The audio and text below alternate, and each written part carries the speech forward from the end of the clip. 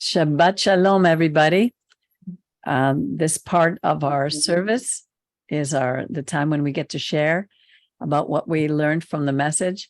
Mauricio, I love that you take one verse and expand on it. It's just as amazing how much is in each portion, how much we can draw, how much each of us sees.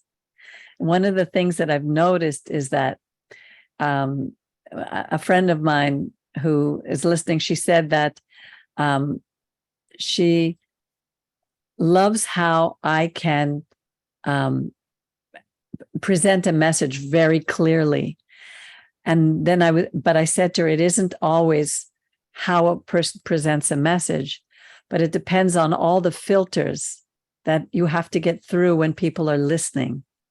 Because even though we think we see something or we think we hear something, it has to get passed through all the filters of our past, of our mind, of our belief systems, of our paradigms, before you can really get a message. And one of the things that I loved about your message here was really your emphasis on choice, free will. You know, that I don't know if we realize just the power of that choice, because really God really had to step back and say, it's like when we allow our children to do something that we know is going to harm them, but we don't say a word because we know they need to go through it. And but they have to learn how to choose, how to make decisions, right and wrong. But this choice, this free will goes into absolutely every area of our lives. We can choose how we feel, how we think, and we're constantly telling ourselves, I can do this, I can't do this. We don't realize the extent that the power of the mind then takes over. Of course, it takes a lot of work. It takes a lot of effort, a lot of meditation, a lot of thought. And we don't always take the time to go through each of the things that we need to change in our lives. And why that is so important, what I have found that it's so important, because I cannot change anybody around me. All I can do is change myself. I want to change things that my daughters are doing. I want to change the way they see things, but I can't. So all I can do is change myself. And hopefully in that process, they will not only see, but it will also break what's called generational curses that come upon a family. So, I mean, one word, the see, when you named all those things that it means, it's absolutely incredible. I think that's why it's also so difficult to translate from Hebrew into English, because you're taking a language of pictures and translating into a language of definition. You know, when I hear them translating Torah into law, I remember how upset Rabbi would get, because it has nothing to do with the law, nomos. That was the Greek understanding. So thank you. It was really an excellent message, and I learned a lot from this. But then again, it's not enough to learn how do we apply these things in our lives. That is what's so important. You know, one of the things that I loved in this portion was it talks about the evil eye. You remember when it said that? Now, I remember my mother-in-law, born in Egypt, they're very filled with superstition. When my daughter was born, the first daughter, she brought a little blue pearl and put it in the bed against the evil eye. But that's not what the Torah is saying when it talks about an evil eye. And Yeshua explained it perfectly when he said the lamp of the body is the eye through which we see. So when your eye is good, your whole body is full of light. When your eye is bad, your whole body is full of darkness. And what he was referring to was this portion, because Yeshua always pointed to the Torah. The evil eye means you're stingy. You won't open your hand. You won't give to others. It's like you said, when did you ever see someone become poorer for giving? When the more generous we are, the more we receive in our life. It's amazing. And when the eye is good, it means we are generous. we give freely. And in giving, that's when really we receive, but we don't give in order to receive. God puts it in our heart to give, and then we do. And sometimes, like yesterday, I don't know when it was, but I had done many things where I had to give to others. And I came home and I felt so full. I wasn't upset because I had to go and give of my time or give of something else that I had. It was because when God puts it in our heart to give, it's not a sacrifice. We don't have to be martyrs. Giving comes from the heart, from the intention. And we constantly, when we see we can't do it, constantly we have to go to him. And he will open our eyes of understanding, our hearts, our thought processes to do what he wants us to do. So thank you again, Mauricio. Excellent message. Well, it's incredible how miracles is the process of seeing, because we perceive the world around us according to how developed is our sight, and obviously how we learn about something, because it's very easy. People in some situations can see, okay, some problems, and others see opportunities, for example. So in this case, I think God is trying to resume all this. Hey, open your eyes, look beyond, okay, of what is close to you, look beyond in the future, look beyond your generations, because what we do today affects the future. And in this case is, okay, you have the two options. Open your eyes very well, your eyes of understanding. And then choose the correct one. And then in all the Barim is about this. And you say, all the what? This is like a cycle. Sorry. All the Barim talks about the very same topic, okay? All the book of Deuteronomy talks about this. Yes. Choose life, choose life. And we can see since the beginning that Moshe is telling all the message of this book is choose life, but you have the capacity to choose. And then when it says re'eh is okay, try to understand. Obedience is the way, is the key of the blessing. To be obedient is the blessing, okay? Not to wait about the fruits to be obedient. No, it's not about that. Not about the results. Yeah, no, it's not about the results. It's about to perform the good choice, to choose correctly, to say, I will obey no matter what. And this is the frustration of many people, because people is like, okay, looking for a reward, okay, when if I do this, because this world works like this. If you do right, then you will get a prize.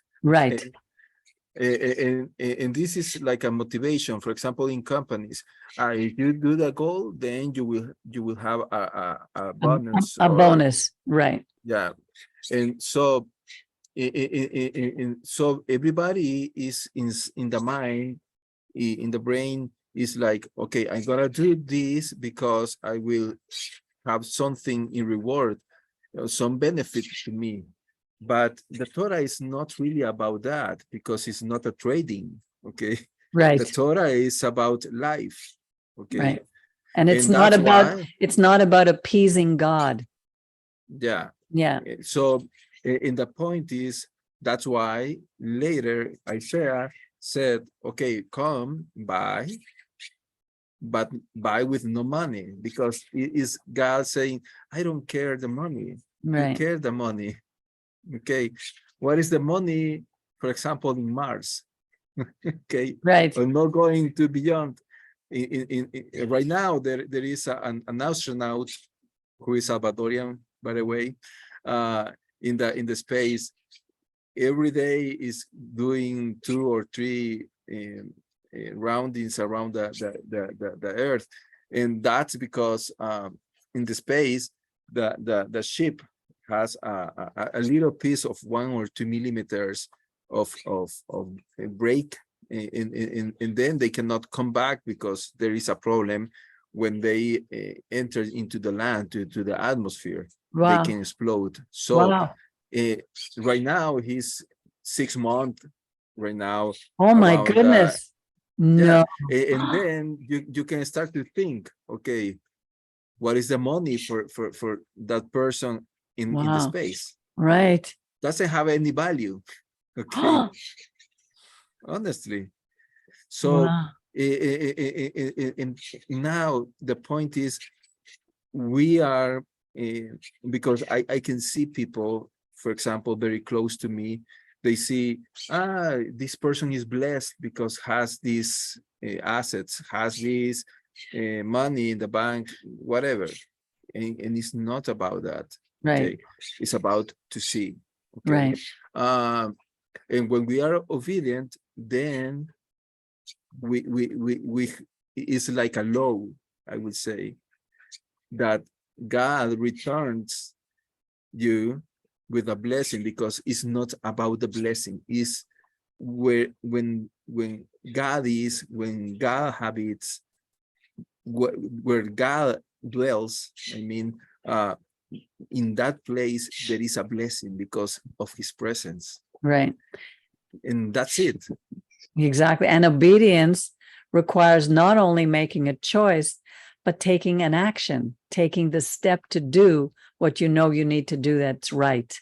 It's not only to say, oh, well, I know about Shabbat and I know that it's good to take it, but then you don't do it.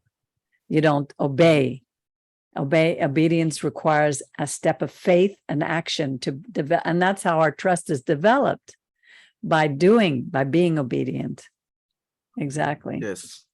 Yeah. Wow. You know, when you when you were talking about how we don't even take a moment, like we pass a tree or a blade of grass or a bug,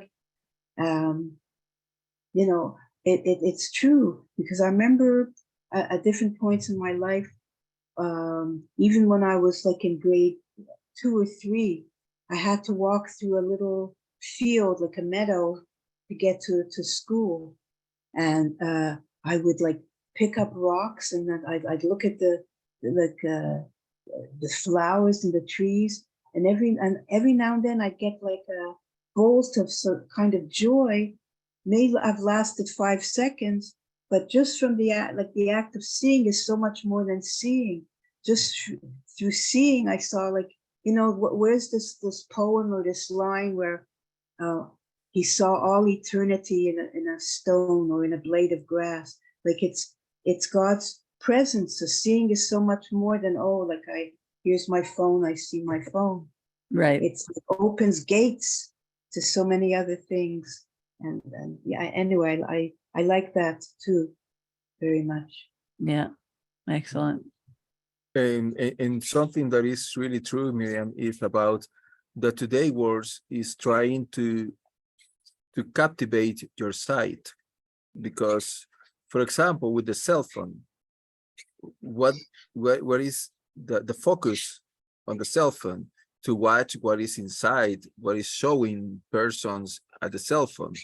So, for example, on Thursday, Pablo was his 17th birthday, and we were to the beach, and it's incredible, for example, to see and to say to the kids, hey, stop watching this phone. Right. See what is on the road, the trees, the people, for example.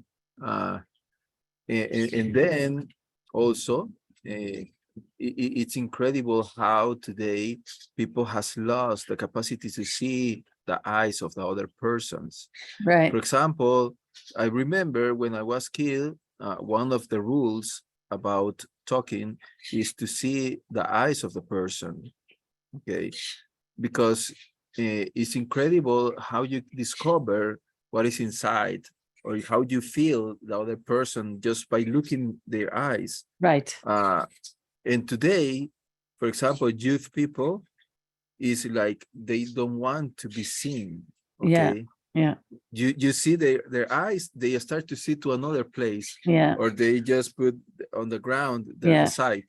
And this is how we have to teach our kids about the importance to see through the eyes, because it's incredible that the power that is in there. And also well, they say the eyes are the window of the soul. Yes, and that is really true. Yeah. You can see sadness, for example, or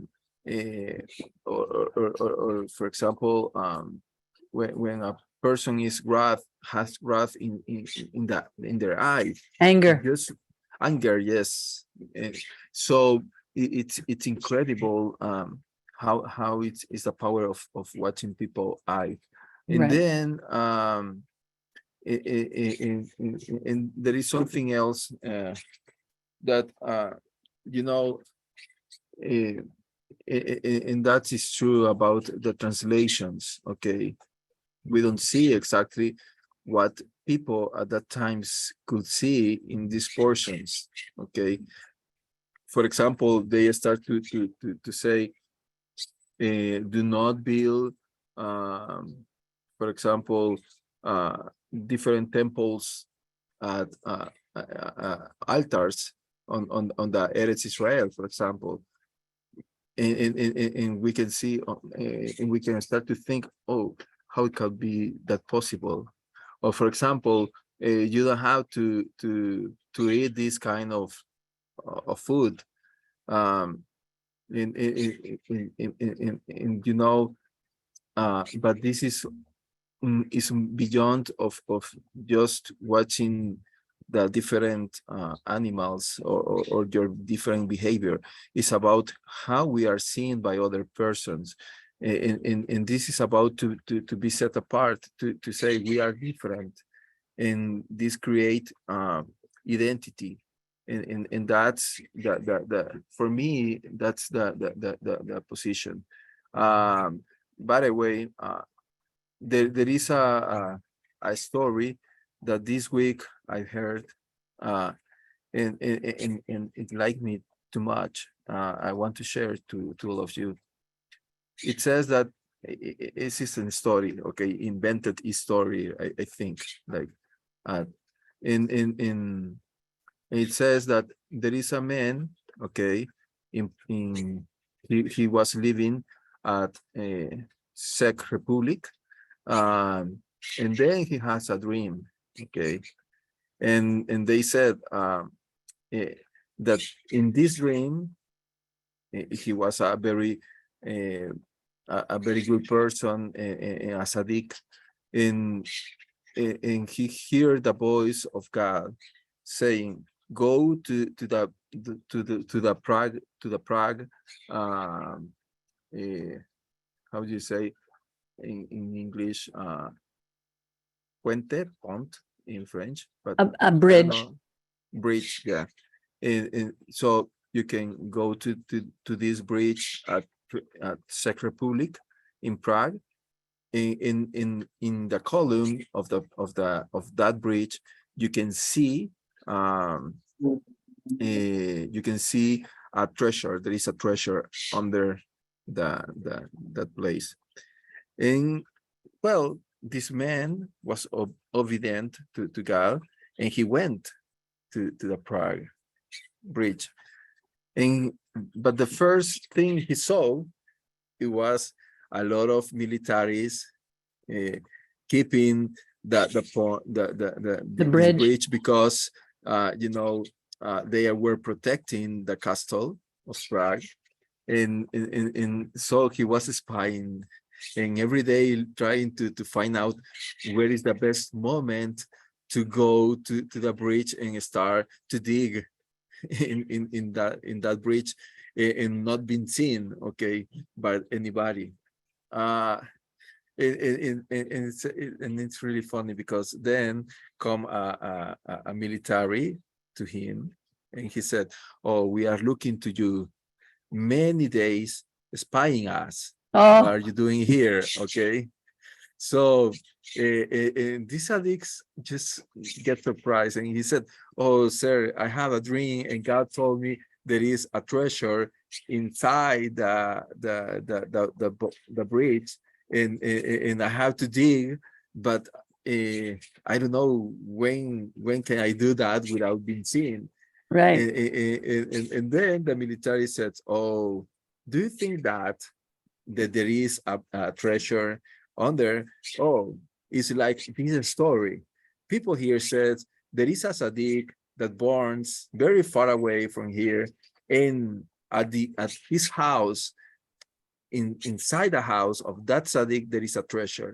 And then he comprehend, God want me to come here, and really I found the treasure because this person told me about where to find the treasure. So he returned back to his house, run very fast as he could, and start to dig. And then he found the treasure in his house. Huh. Okay, so in this story, it really liked me too much because I don't know if some of you have passed for this, but sometimes I hear the voice of God, and I don't want to see his voice, okay, to see that he's telling me to do something or to act to something, and I don't want to, okay, because I am afraid, or I said, "Oh, that's my idea. Oh, these are my thoughts. No, I Right. don't have to do, So, Right. and then when I decide to obey, something is like how do you say that, An explosion. explosion, yes, that happens, and it start to happen, this and this and this and this, and you can see different blessings, and sometimes it's like, "Oh, I don't see God in this," and this has happened a lot of times to me. I remember one time, uh, I was a very young kid, okay, and it's interesting because I was at the bus going to the university, and then I saw a man at one corner in the city, and it came to my inside to me a voice, okay, "Go and hug that man. Oh, He needs a hug." And I said, "No, that cannot be possible." But it start to in the mind to yeah. every moment Yeah. go and hug that man. So I couldn't more, and I go down to the bus and go to find out that man. He was a person of the streets. He was a homeless. Okay, Homeless. Right. Right. yeah. So and I said, "Sir, I'm sorry, but I hear a voice that tell me to hug you. Hmm. Okay, may I?" Wow. And he said, and he started to cry. Okay, Wow. and he told me at the end, "Oh, I felt like I asked to God to have this moment." Okay, Wow. I don't know what happened, but then what I see is when something bad happens to my family, I can find people who wants to hug me. Okay, so it's like, okay, we will not lose when God is telling us to do something. Okay, Right. Right. so and sometimes it's like, should I do that? For example, I remember another time, uh, I saw a kid that was outside a hospital of kids. Okay, I was in my car, and then I saw his parents going with a dead body of their kid inside a Wow. box. Oh, wow. So it was very sad, that picture. And a voice came to me and told me, stop, okay? Go to that place, to those persons, give all your money you have in your pocket, and tell them, okay, I'm gonna take a taxi to move your kid and move your family to bury him. And I remember it, like, oh, do I have to do that? Is that possible? Do I have that person is very, they are crying. Okay. So do I have to do that? Is that correct? But and this was like 2017. So I was in the congregation, and I remember I had a bonus on that day from the company, and I have some money in my pocket, and it was like, oh, it hurts too much to give all the money I have in my pocket. Right. But I decided to be obedient. Yeah. Okay. So I parked my car and I went to these persons and I present my condolence to them. I stopped a taxi, I paid the taxi, and I gave all the money I have in my pocket. Okay. I Wow. was without any penny. Okay. Wow. So and when I did it, I felt inside of me a peace, a full of peace. Okay. So that's why in the message I said, I haven't seen a person who gives that is poor. Right. Okay. And it's like 2 or 3 days later, somebody called me and said, hey, the gal asked me and I feel to give you something. And I Wow. said, oh, what is that? And now this is the place where we are now. So, and this is this house of wood in my house. I didn't pay any penny. Okay. Somebody came and constructed this. And how much is this? Probably today is like $8,000. And he gave me for free. Wow. And and I'm not telling you I was expecting to have something in reward Right. from God. Right.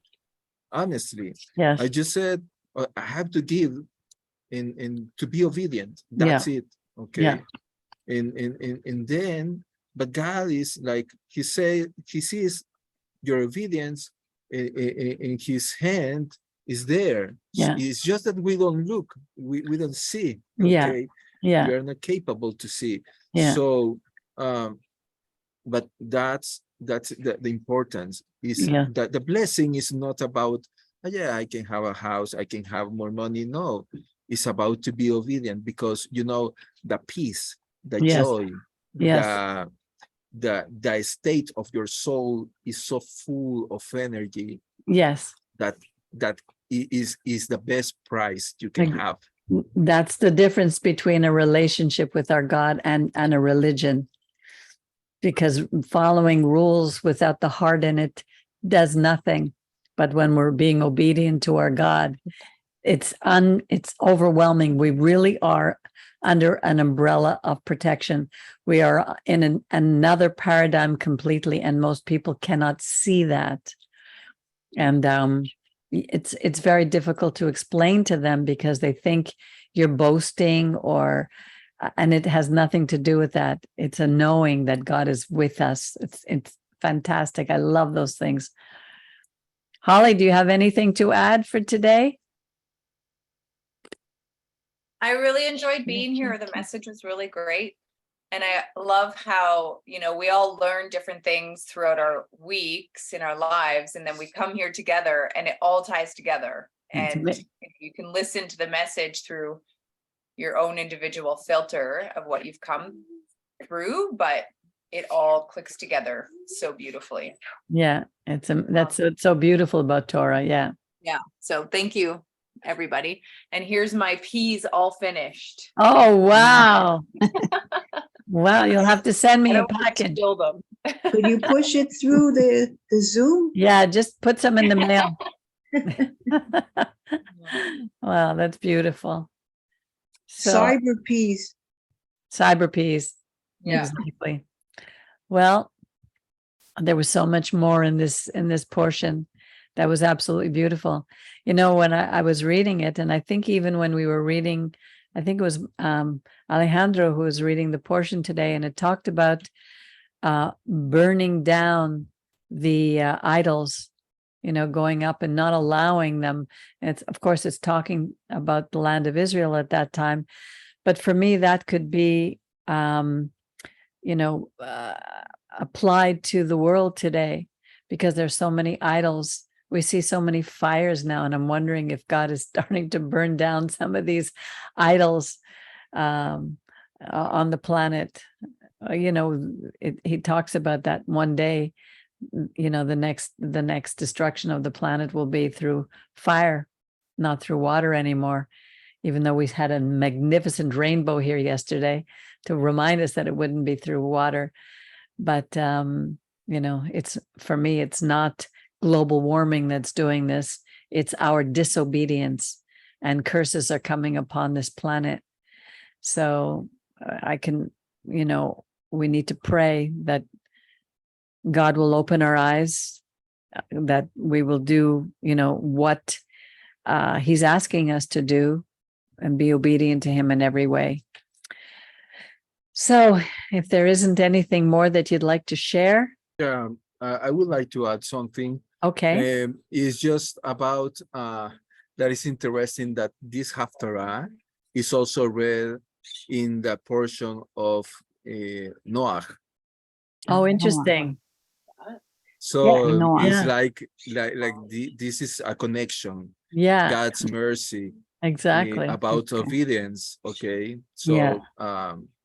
and just to add this, because it came to right now. I just remind about that.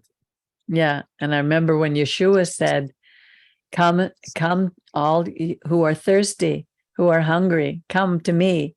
But he didn't mean to me personally. He meant come to what I'm bringing to you, which is the Torah.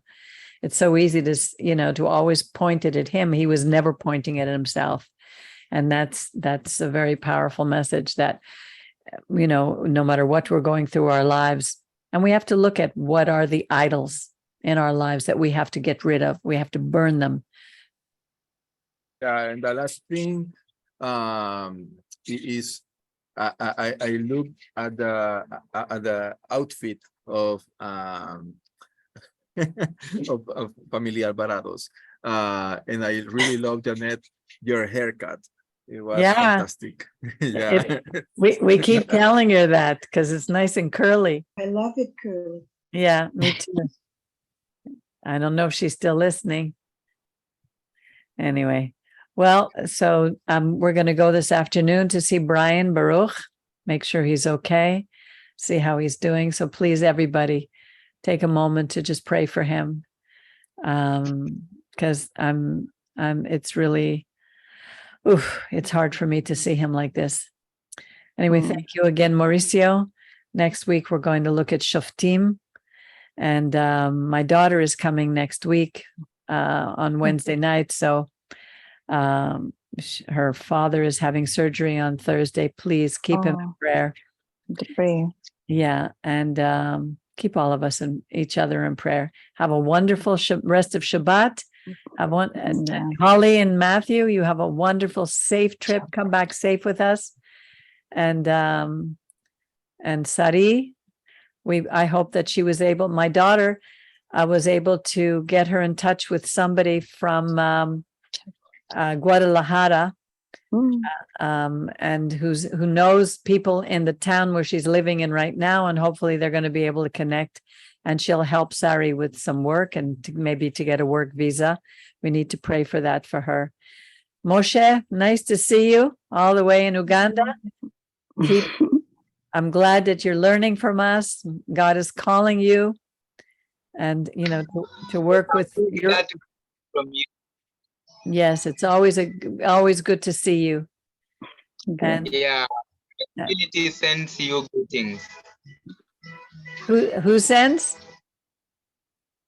My community, my home people, and my synagogue members send you greetings. Thank you, please, and send our greetings to you there. One day we will all be together in Yerushalayim. Yeah. Which will be wonderful. So, Angel, welcome home. Atid, thank you for your participation. And we'll see you again, God willing, next week. And Shabbat Shavuot Shalom. Shabbat Shalom. Shabbat Tov Shalom. after that. Shavuot Tov, Shabbat Shalom. Bye-bye.